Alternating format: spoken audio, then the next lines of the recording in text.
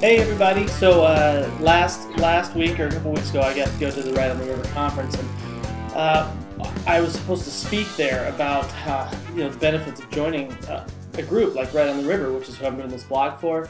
And I did speak, but I was just kind of all over the place because I had this thing I wrote that made a lot more sense than what I actually ended up saying. So for my blog this week, I'm actually going to read what I meant to say about Right on the River. So here you go. Thanks for coming back this week. So people tell us that writing is a solitary endeavor, that we all sit around in isolation doing our thing. But I don't really buy that. I mean, have you ever seen a book that's dedicated to me, to the author? And have you ever read an acknowledgments page that said, I'd like to acknowledge myself because I worked really hard on this, spent a long time, and I think I did a pretty good job. So yeah, that's it. Oh, those pages go on. Those pages go on with names, editors, and agents, and friends and family, and then most importantly, their fellow writers. The people who offered an encouraging word or inspiration along the way, an early read, some critical piece of feedback, all the things that ultimately went into the rock tumbler upstairs and got polished into that final piece.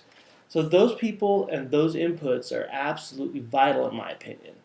Those interactions and those relationships are the things that ultimately propel our writing further. So yes, writing, the act of writing itself, is right here alone at the Howell headquarters, nobody here. But truly successful writing, I think that's actually a team sport.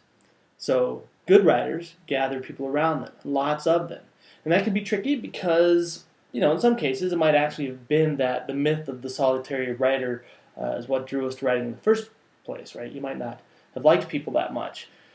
But here, around you right now, we have an organization designed to start doing that work for you.